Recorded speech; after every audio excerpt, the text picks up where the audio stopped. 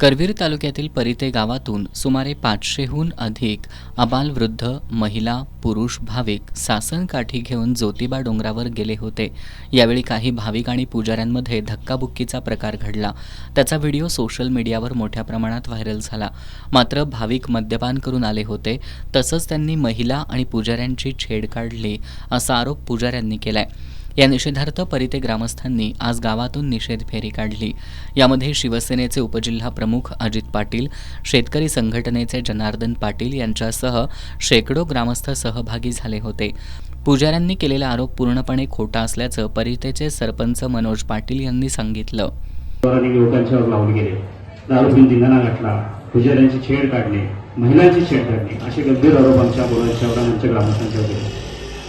असा कुठलाही प्रकार आमच्याकडनं तिथे घडलेला नाही। या गावचा प्रमुख नागरिक या नात्यानं या संपूर्ण ज्यांनी ह्या गोष्टीचा या पत्रकातनं ज्यांना ही बातमी समजली असेल त्यांना मी कळवू इच्छितो, असा कोणताही अनुचित प्रकार माझ्या ग्रामस्थांच्याकडनं घडलेला नाही, याची मी तुम्हाला सर्वांना ग्वाही देतो।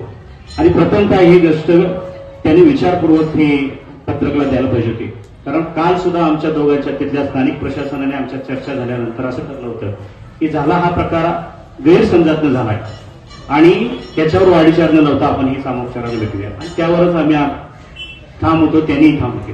पण त्यांनी जी पत्रकबाजी केली, त्यात जे आरोप केले हे आम्हाला अपेक्षित नव्हते। तेव्हा ह्या गावचा प्रमुख या नात्यानं आणि या सर्व ग्रामस्थांच्या वतीने या गोष्टीचा निषेध करतो।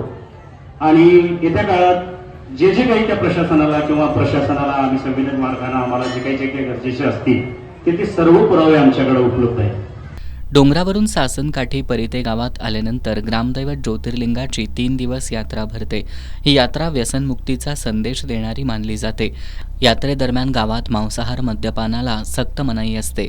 अशा पवित्र परंपरेत सहभागी झालेले भाविक दारू पिऊन आल्याचा आरोप हा गावच्या मानहानीचा प्रकार असल्याचं ग्रामस्थांनी म्हटलंय। मारहाण होऊनही कोणताही अनुचित प्रकार घडू नये, नुकसान होऊ नये, यात्रेला गालबोट लागू नये, यासाठी भाविक शांततेचा मार्ग स्वीकारत गावी परतले। मात्र आमच्यावर खोटे आरोप करून बदनामी करण्याचा प्रकार आम्ही सहन करणार नसल्याचा इशारा सरपंच पाटील यांनी दिलाय। त्यापैकी एक प्रमुख आरोप असा आहे की तिथे दारू पिऊन धिंगाणा घातला।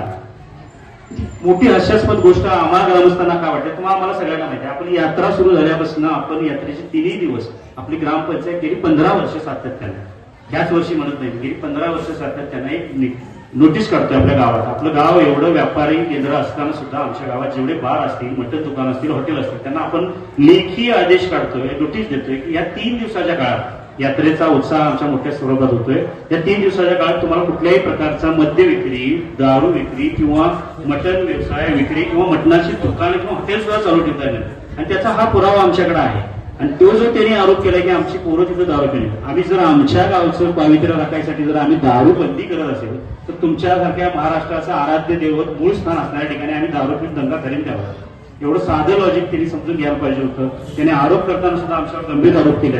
आम्ही या सर्वांचा या आरोपांचं खंडन करतो आणि या प्रशासनाचा तिथल्या स्थानिक त्या ज्यांनी तिथं आम्हाला या गोष्टींवर अशा परीचे वागणूक दिली त्यांचा जाहीररित्या निषेध करतो। श्रद्धा, परंपरा आणि सामाजिक ऐक्य जपणाऱ्या यात्रेत घडलेली ही घटना अनेक प्रश्न निर्माण करणारी ठरली असून असे प्रकार रोखण्यासाठी प्रशासनानं पावलं उचलणं गरजेचं आहे।